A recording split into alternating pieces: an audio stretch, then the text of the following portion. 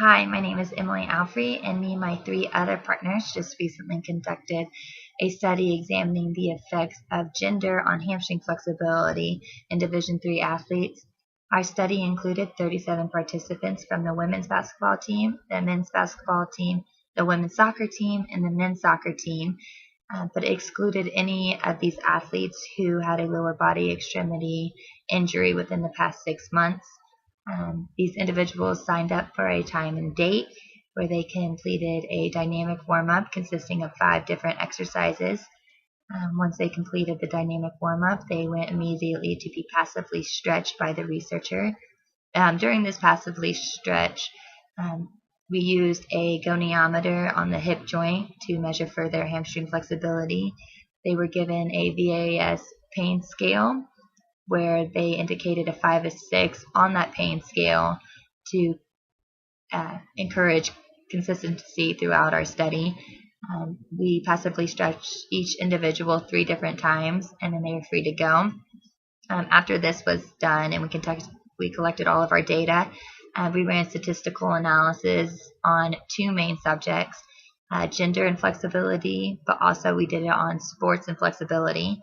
So for gender and flexibility, we did all females versus all males. So the women's soccer and women's basketball team compared to the men's basketball and men's soccer team.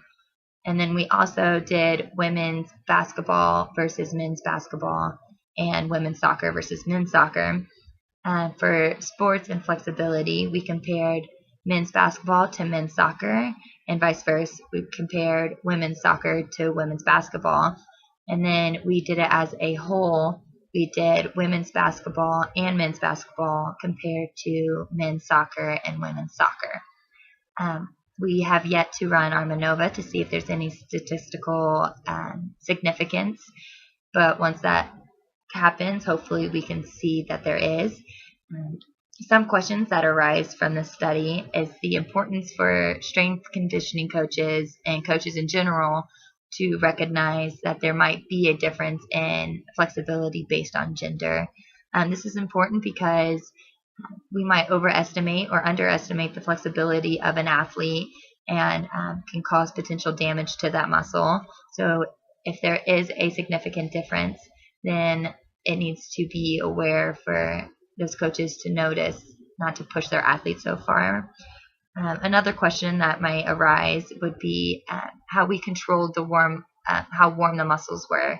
And unfortunately, besides having them do the exact same dynamic warm-up, that's as far as we could test for the warmth of their muscle.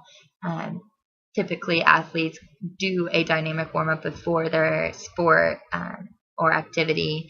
So this is just a basic way to gauge how warm their muscles are. Another question that arises is how maybe if the athlete is an experienced stretcher, it's known or hypothesized that people who stretch on a daily basis are more flexible.